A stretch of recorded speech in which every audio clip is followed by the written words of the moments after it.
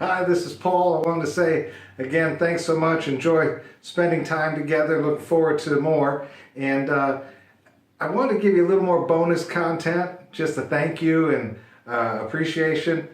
Again, trying to demonstrate my ability to help you by actually helping you. So, years ago when I got involved in real estate, I used to hear about the importance of scripts. And I got to tell you, I hated it then, and I'm not thrilled about the idea of scripts now, but now I understand the importance. You see, because when it comes to real estate, our tools are not, just marketing plans and CMAs and the ability to pick apart markets. It's really what comes out of here.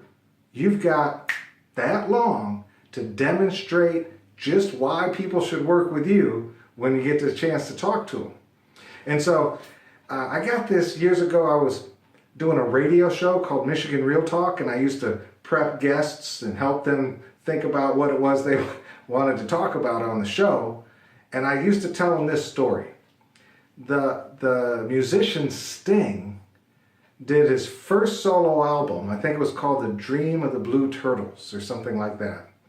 And it was years ago. He'd been with the Police. He started his solo career with this one album, The Dream of the Blue Turtles.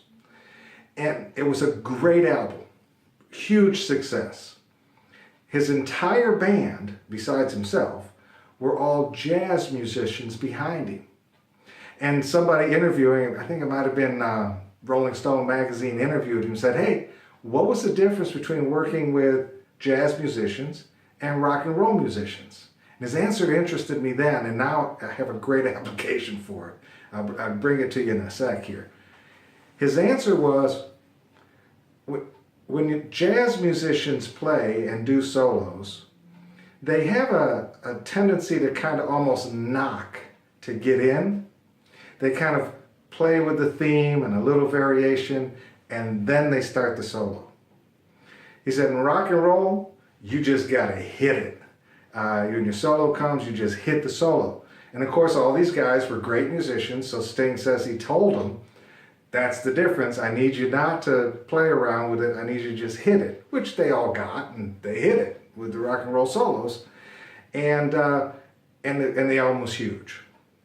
And so I'm not interested in scripts as much as I am rock and roll riffs. You think about an old time band. I grew up in Flint, and there's a band there, came out of there, Grand Funk Railroad. And you know some of their songs. I know you've heard this one. We're an American band. We're coming to your town. We're gonna party down. We're in America. Okay, let them sing it, right? I got it. But the point is, they've been doing the same songs for decades, right? And they came to play recently around here, and everybody went to hear them, and they did the same old songs. Nobody wants to hear their new music. And I gotta think, as a musician, you could get bored with that. Except, if you're smart, you recognize these are the songs, these are the rock and roll riffs that have paid us for generations. And so they do those doggone songs just as hard and enthusiastic and passionately as they ever have, because they're still paying them. Well, it's the same thing with your rock and roll riffs. See, your tools in real estate are not just how to do a CMA. It's what comes out of your mouth. That's the real craft. That's the real art to being a great realtor. And so when you have a second to grab someone's attention when you talk to them, you better have a rock and roll riff ready to go, just like the Grand Funk Railroad does every time they get on stage. And so let me give you a quick example. Let's say you need to handle some objection. You're listing someone's home, you're going to help them buy something as well. And so they ask you, hey, we're going to buy something with you, and you're listing. So really, you're getting paid twice. You know what's coming, right? You think you could cut your commission on our sale? Here's how you handle objections. Ready? You smile. You nod. You have a statement of agreement. And then you link your objection handler with the word and, never but. But is out the window. You link your objection handler with the word and. And you've got this thing down like you're playing the same song because you've rehearsed it, you've practiced it. It's a rock and roll riff. So when the light comes on and the opportunity presents itself, like on the old radio show I used to do, I don't want a guest that answers questions with well. I need someone, when I ask them a question on the radio show, they're ready to rock with an answer. That's radio. And this is how you rock and roll when somebody asks you, are you willing to cut your commission? Here it is. You smile. You nod. You say, I hear what you're saying is important to you. And I think what you're saying is you want to net the most out of your particular sale as you possibly can. Well, that's why you work with us, because we're the top realtors in this market.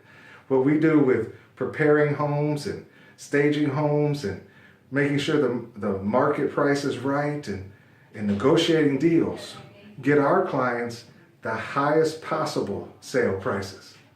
That's why you work with us.